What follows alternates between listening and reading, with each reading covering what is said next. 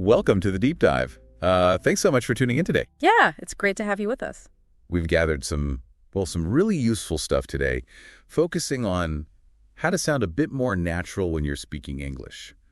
Less like you're, reading. That's the goal. We're diving into those everyday English phrases, the ones that native speakers use all the time without even thinking about it. Right, not necessarily your beginner vocabulary, but the phrases that kind of stick conversations together, make them flow. Exactly. They make you sound more fluent, more comfortable. Okay, so our source for this is based on a YouTube video transcript, 50 English phrases for daily conversations. Lots of good examples in there. Yeah, and our plan, our mission really is to unpack these. We're not just going to list them, but look at how they're used, like in what situations. And hopefully show you how you can start using them, confidently to get your point across and just connect better with people. Whether it's just like casual chat or maybe asking someone for a little help.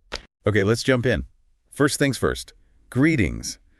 Starting a conversation, we all know hi and hello. Sure, they work. But the material we looked at points out that, native speakers often go for something a bit more relaxed, especially with friends or people they know. Like if you bump into someone you know at the supermarket? Yeah, exactly. A formal, hello, how are you? Yep. Can feel a little stiff sometimes. A bit much, maybe. Right. So you hear things like, hey, or how's it going? Or even, what's up? Hey, how's it going? That feels very natural. It really does. It just sets a more informal, friendly tone straight away. And what about that one for when you haven't seen someone in ages? Yeah.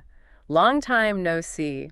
It's kind of a funny phrase grammatically, if you think about it. It is, isn't it? But everyone knows what it means. Totally. And it sounds completely normal. Like you see an old classmate unexpectedly. You say, wow, long time no see. How have you been? Perfect. It packs in that surprise and, pleasure at seeing them again. Does a lot with just 4 words. It really does. Okay, so you've said hello. What's next? Usually asking how they are, right? Mm-hmm. And again, well, how are you? Is the standard fallback. There are other ways that sound a bit more conversational. Yeah, more relaxed, like, how are things? Or how's everything? How are things? I like that. It feels a bit broader. It does. It kind of invites them to talk about whatever's going on in their life, not just their health, So you could use it for work stuff, like how are things going with that project? Definitely. Or asking a friend, hey, how's everything with the family? The key thing here, I guess, is practicing these in different contexts. Thinking ahead. That's a great point. If you know your friend started a new job, maybe think beforehand, okay, I'll ask, how's everything going with the new job? Right. So it feels more natural when you actually say it. Yeah. Not like you just learned it. Precisely. Making it feel like your way of speaking linked to a real situation. Okay, moving on. How about agreeing with people? We all say yes, but sometimes you need something stronger. Oh, yeah. The source highlighted a couple of really common ones. Exactly. And that's so true. Exactly. That one feels quite emphatic. It is. It means yes, and you've hit the nail on the head. Like if someone says learning English takes time. You'd say, exactly. It's a marathon, not a sprint. Right. Or that's so true. If someone comments, wow, this weather is incredibly hot. Oh, that's so true. I'm melting. Yeah. It shows you really share their feeling or observation. And then there's a super casual one, especially for opinions among friends. Just. Totally. Yeah. Simple. Like, this coffee is great. Totally. Short, sweet, enthusiastic, works perfectly. Okay, making conversation lively. Showing you're actually listening and reacting. That's important. Super important. And phrases for showing surprise or interest are key here. Like when someone tells you something unexpected. Yeah, you don't just say, oh, you react. Phrases like, no way, or you're kidding. Right. So if your friend says they bumped into a celebrity. No way. Who was it? Or maybe they won like $50 on a scratch card. You're kidding. That's awesome. It instantly shows you're surprised. Maybe impressed. It makes the conversation feel much more dynamic, more interactive. You're sharing that little jolt of surprise with them. Definitely adds energy. Okay, let's shift to something really practical. Asking for help and offering it. This is a big one. The source pointed out that just saying, help me, can sound a bit blunt, maybe demanding. Yeah, a little bit. So what are the smoother ways? For asking, you've got things like, can you do me a favor? Or would you mind helping me out? Okay. Much more polite. So instead of help me check my email, You'd say something like, hey, would you mind helping me out for a sec? Could you just glance at this email? Gotcha. Or if you need help carrying something heavy, like moving a box. Right, not help me lift this. More like, hey, could you possibly do me a favor and give me a hand with this box? Or would you mind helping me move this? It frames it nicely as a request. Exactly. And then offering help. Also important to do it naturally. So, not just jumping in, maybe. Right. Phrases like, do you need a hand? Or let me know if you need anything. They offer support without being pushy. Okay. So if you see someone juggling a lot of grocery bags, Do you need a hand with those? Perfect. Or after a party, your host starts cleaning up. need a hand with the dishes. Yep. Or if a colleague seems really stressed, just a simple, hey, let me know if you need anything, can mean a lot. It shows you're willing to help, that you've noticed. It's about connection, really. Absolutely. Builds goodwill. Okay, what about making plans? Agreeing to do stuff. Ah, yes. There's a really common casual way to say yes to an invitation or suggestion. Which is? I'm down for that. I'm down for that. Yeah. Okay, so if a friend says, want to go see that new movie Friday? Yeah, I'm down for that. Sounds really natural and enthusiastic among friends. Cool. And there's another simple but, essential phrase for confirming things. Sounds good. This one is everywhere. Right. So useful. Someone suggests meeting at 2 p.m. Sounds good. Or, want to grab lunch tomorrow? Sounds good. Where were you thinking? It's just a clear, positive confirmation. Keeps things moving. Couldn't manage without. Sounds good, I think. Me neither. Okay, let's talk about those little words and phrases that kind of grease the wheels of conversation, the fillers and transitions. Yeah, these are subtle but so important for sounding natural.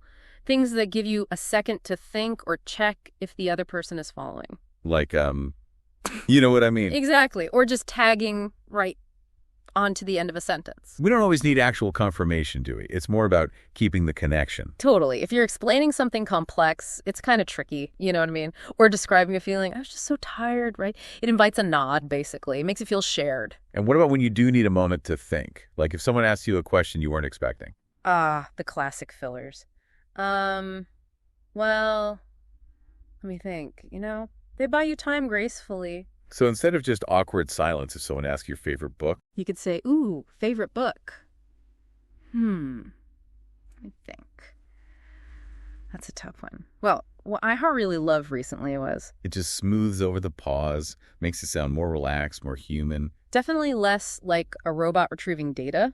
And the source also mentioned ways to change the topic smoothly. Right. You don't always want an abrupt shift. Phrases like, by the way, or speaking of that, work wonders. Okay, so if you're talking about, say, weekend plans, and you suddenly remember something else, You could say, oh, by the way, did you hear back about that job? It signals a shift. or if the conversation touches on a place, like Italy, Ah, speaking of Italy, I've been meaning to ask you about your trip. It creates a nice little link. very useful. Okay, expressing emotions and opinions. This is core to real connection, isn't it? Absolutely. And the source had great examples for reacting to news, both good and bad, showing empathy, giving your opinion. Let's start with good news. Someone gets a promotion or passes an exam. Your reaction needs to match the news. Go beyond just good. Use things like, I'm so glad to hear that, or that's awesome, or wow, I'm so happy for you. Yeah, if a friend tells you they finally booked their dream vacation, Oh, that's awesome. I'm so happy for you. You must be thrilled. Sounds much more genuine. and for the flip side, bad news. Someone's unwell. Or maybe they didn't get something they hoped for. Showing sympathy is key.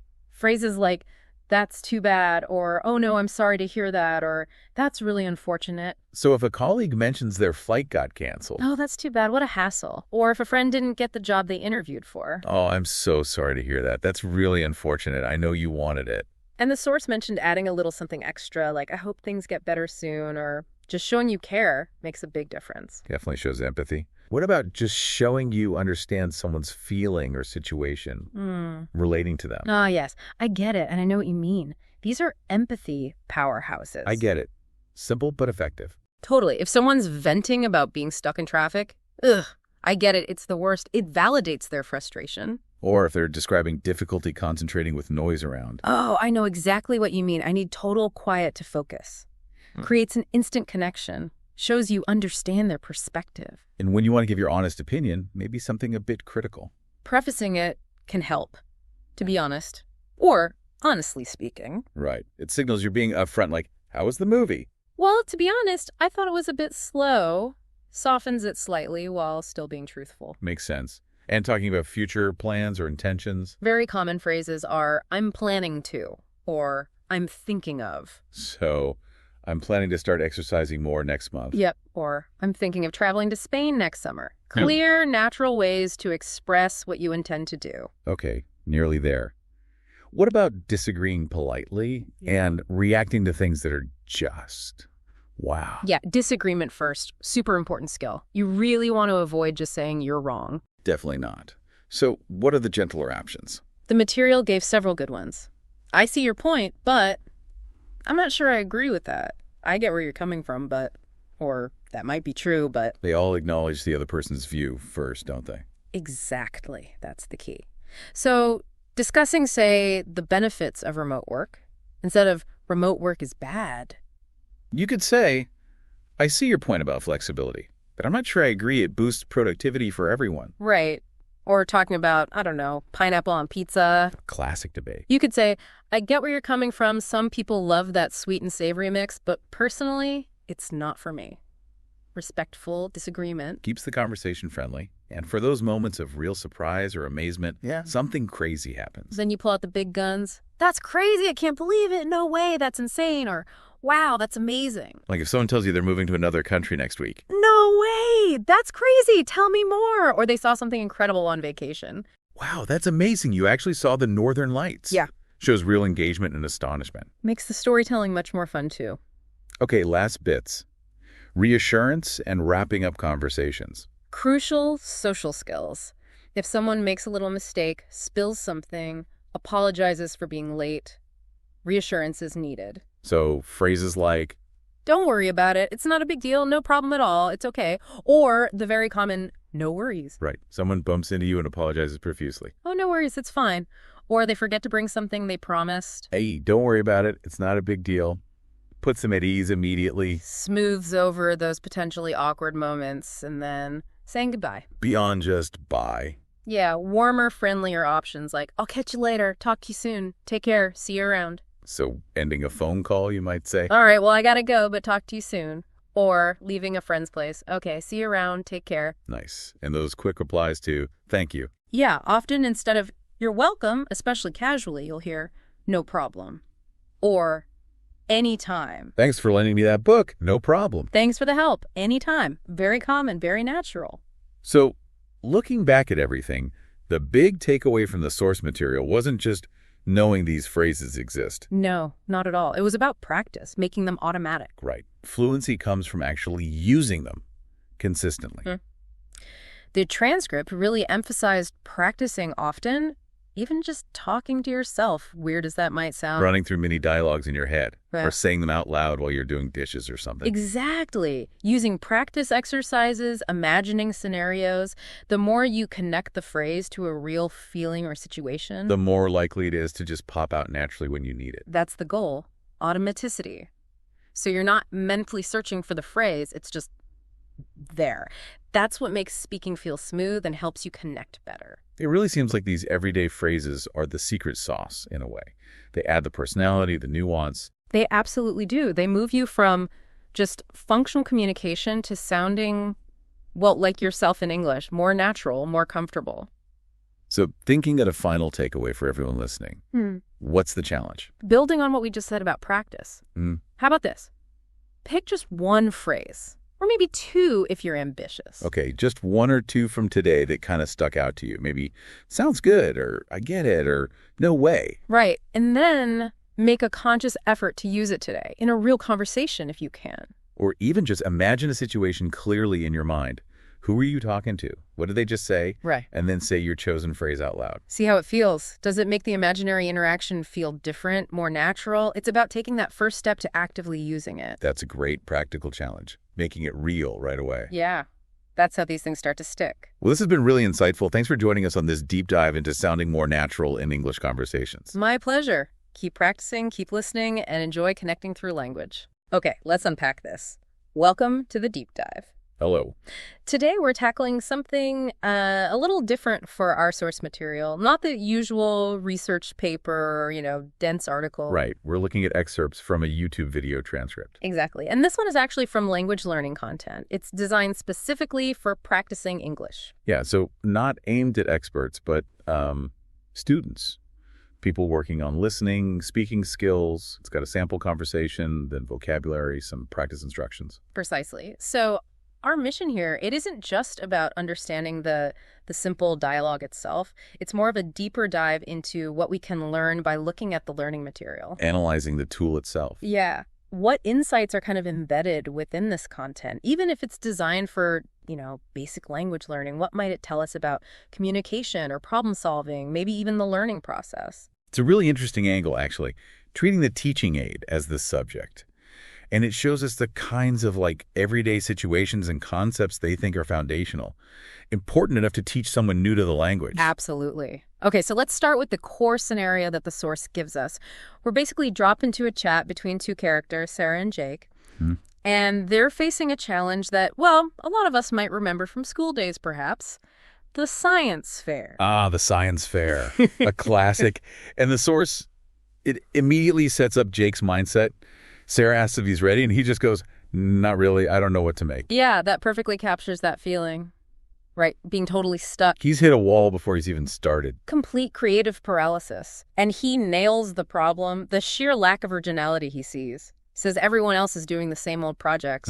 He specifically calls out volcanoes or robots. The usual suspects. Exactly. And the source does define these later, but in the conversation, they really just function as symbols, don't they? Symbols of the conventional, the predictable. The stuff you do when you're out of ideas. Totally. The safe, overdone choices. Precisely. They're definitely the path of least resistance.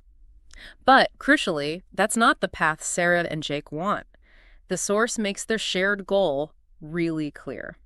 Quote, "We need something special to win." Right. They're not just aiming to participate. They want the prize. They've got ambition.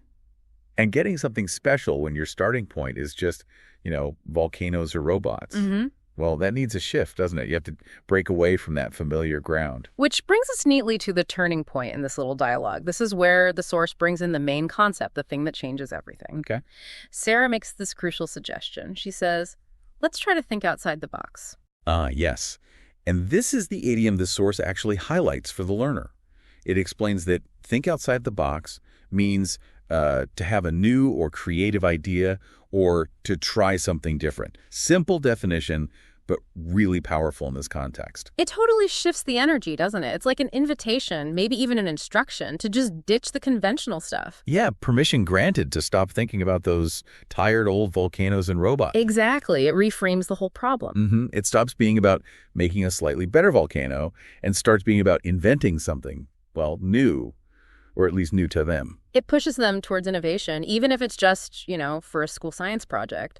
And it's interesting how fast this sort of abstract idea turns into something concrete. It really does happen quickly in the dialogue. Yeah. Sarah, almost the second after she says, think outside the box, she comes up with a specific project idea. What is it again? A machine that helps water plants when you're not home. Right. And Jake's reaction is great. No hesitation, no doubt, just pure enthusiasm. He says, oh, that's smart. He doesn't get tangled up in complexity.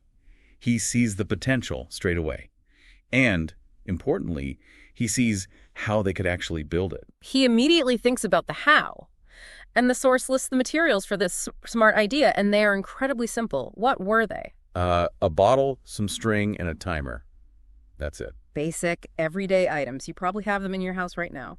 And Sarah underlines this. She calls the idea simple but different. So that phrase is key, I think. Simple but different. It really captures the essence of practical innovation, doesn't it?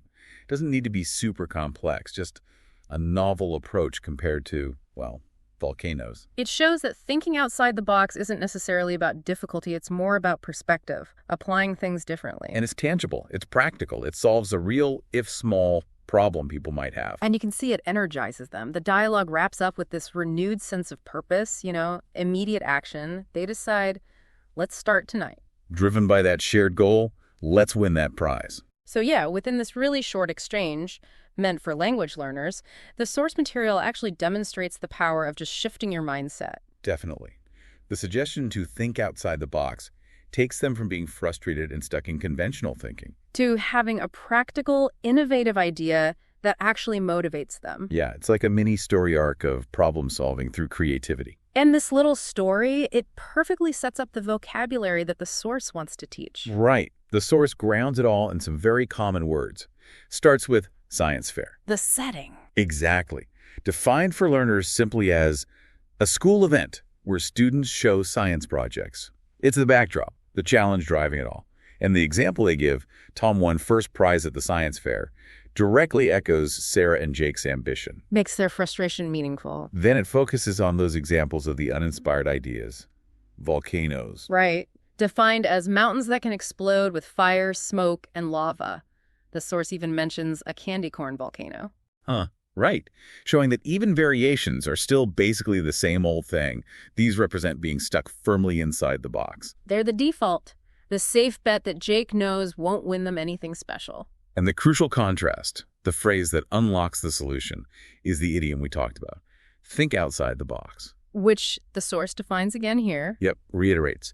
To have a new or creative idea, or to try something different, it's positioned clearly as the direct opposite of that volcanoes or robots mindset. And finally, one of the simple but essential bits for their new project gets highlighted. String. Defined very simply, a thin piece of rope used to tie things. And including that in the key vocabulary really reinforces the idea, doesn't it? That the outside-the-box solution doesn't rely on anything fancy. No complex tech needed, just creative use of simple, accessible stuff. It's quite clever how the vocabulary chosen directly maps onto the story arc and the core concept.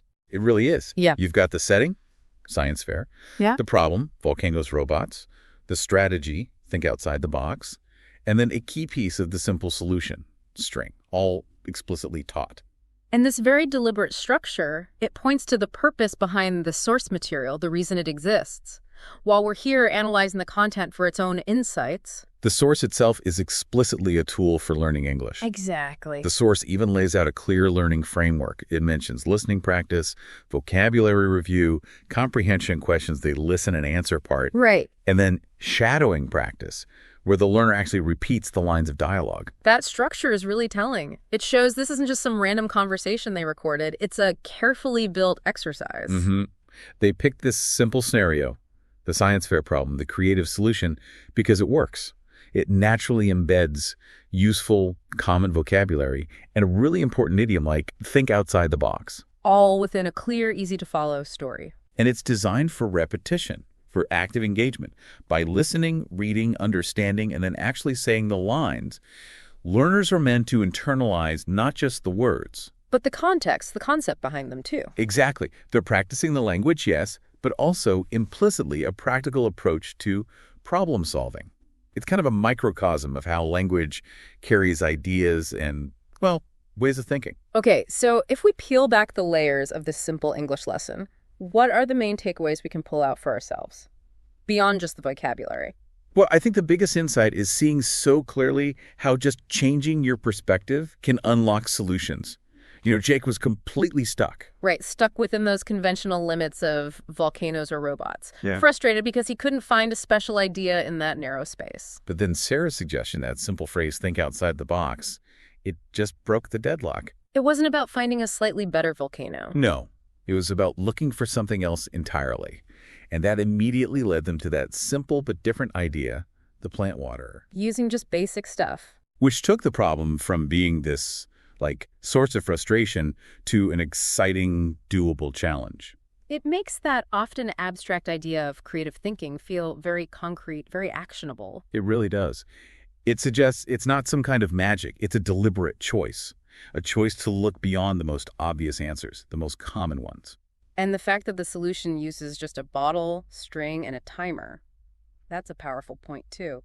Innovation doesn't always mean complex tech or big budgets. Not at all. Sometimes it's just about applying what you already know, using simple tools, but in a new way, a different way. And the effect in the dialogue is instant. Frustration just vanishes. Replaced by enthusiasm, a clear plan, all because they embrace a slightly different approach. It's a great little example, even if it's simplified, of how changing your mindset can totally change your ability to tackle a problem. Simple solutions can be really smart, really effective if you just allow yourself to see them. So, connecting this back to you, the listener, this simple English dialogue, made for language learners, actually offers a pretty neat lesson in practical creativity. Yeah, how can applying this idea, thinking outside the box, help you approach challenges differently? Think about maybe a work project where you feel like you're just doing things the same old way.